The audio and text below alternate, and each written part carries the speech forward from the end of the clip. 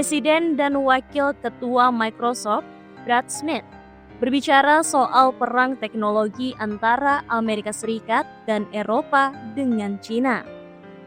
Dia mengingatkan untuk tidak menganggap remeh negara yang dipimpin Xi Jinping. Menurut dia, China seharusnya tidak dianggap tertinggal, sebab dalam banyak hal China hampir dan bahkan mengejar ketertinggalan dalam sektor teknologi.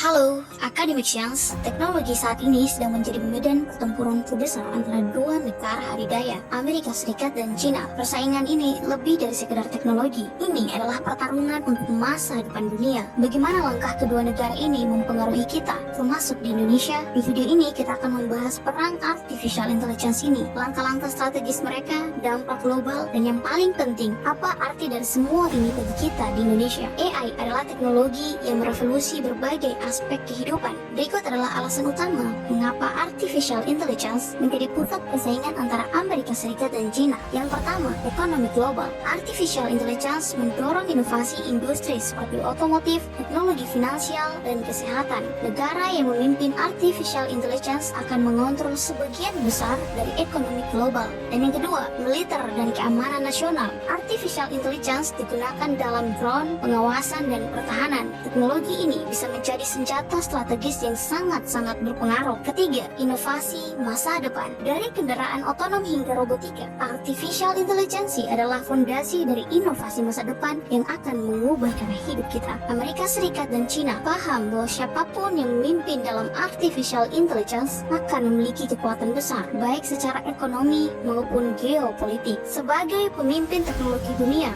Amerika Serikat mengambil langkah-langkah besar untuk mempertahankan dominasinya, di antaranya pembatasan ekspor chips dan semikonduktor. Amerika Serikat melarang perusahaan seperti Nvidia dan AMD menjual chip canggih ke China. Chip ini sangat penting untuk pengembangan AI. Yang kedua, daftar hitam entitas. Lebih dari 140 perusahaan China, termasuk Huawei, telah dimasukkan ke dalam daftar hitam untuk membatasi akses mereka terhadap teknologi Amerika Serikat. Dan yang ketiga, aturan produk langsung asing atau FDPR. Aturan ini memperluas kontrol atas barang-barang yang menggunakan teknologi Amerika Serikat, bahkan jika barang itu diproduksi di negara lain. Langkah-langkah ini bertujuan untuk menghambat modernisasi militer China, melindungi hak asasi manusia, memastikan Amerika Serikat tetap menjadi pemimpin teknologi dunia. China sebagai pesaing utama Amerika Serikat tidak tinggal diam. Mereka mengambil langkah-langkah berikut untuk melawan pembatasan ini. Yang pertama, pembatasan ekspor bahan mentah. China membatasi ekspor gallium dan germanium, bahan penting dalam pembuatan chip. Ini adalah langkah strategis untuk menekan Amerika Serikat. Yang kedua, investasi teknologi domestik. China mengalokasikan miliaran dolar untuk membangun industri chip lokal, mengurangi ketergantungan pada teknologi luar. Dan yang ketiga, kolaborasi dengan negara lain. China memperkuat hubungan teknologi dengan Rusia, negara-negara berkembang, dan mitra lainnya untuk menghadapi isolasi dari Amerika Serikat. China juga mengkritik Amerika Serikat secara terbuka, menyebut langkah-langkah ini sebagai pelanggaran terhadap prinsip perdagangan bebas. Perang ini berdampak besar pada seluruh dunia, termasuk Indonesia. Berikut dampaknya secara global. Gangguan rantai pasokan. Perusahaan teknologi global menghadapi ketidakpastian, mempengaruhi produksi perangkat seperti ponsel, laptop, dan kendaraan listrik. Yang kedua, harga teknologi meningkat. Keterbatasan pasokan chip canggih membuat harga perangkat teknologi menjadi lebih mahal di pasar internasional. Negara seperti India dan Eropa mengambil keuntungan dari situasi ini dengan memperkuat industri teknologi mereka. Indonesia juga tidak lepas dari dampak perang artificial intelligence ini. Berikut beberapa hal yang perlu diperhatikan. Yang pertama, kesempatan untuk berkembang. Konflik ini membuka peluang bagi Indonesia untuk memperkuat sektor teknologi lokal, terutama di bidang semikonduktor dan pengembangan artificial intelligence. Dengan investasi yang tepat, Indonesia bisa menjadi pemain penting di kawasan ASEAN. Yang kedua, ketergantungan pada teknologi impor. Indonesia masih sangat bergantung pada perangkat dan teknologi impor.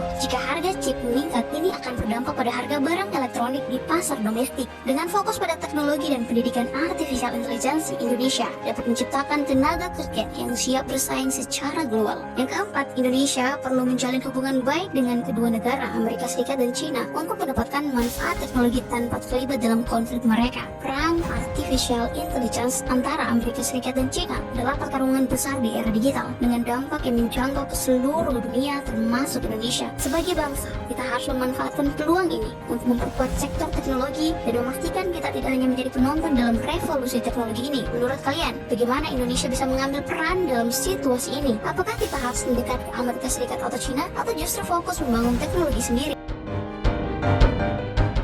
Di masa depan, Smith meramalkan perusahaan China dan Amerika Serikat akan bersaing makin ketat dalam bidang teknologi.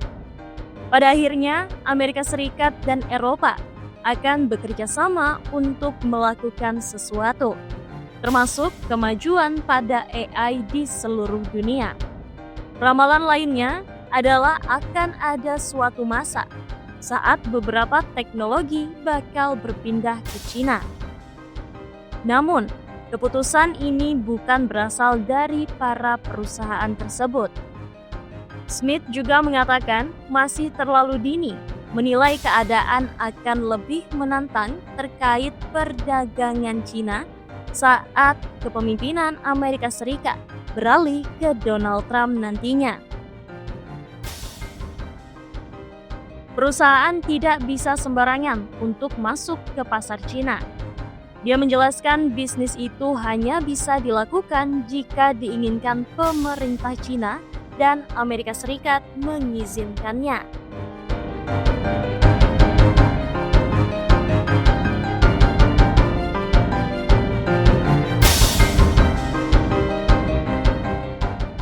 Microsoft diketahui telah beroperasi di China sejak 1992. Perusahaan telah masuk ke berbagai bisnis, termasuk pusat penelitian dan menjadi pengembangan terbesar di luar Amerika Serikat.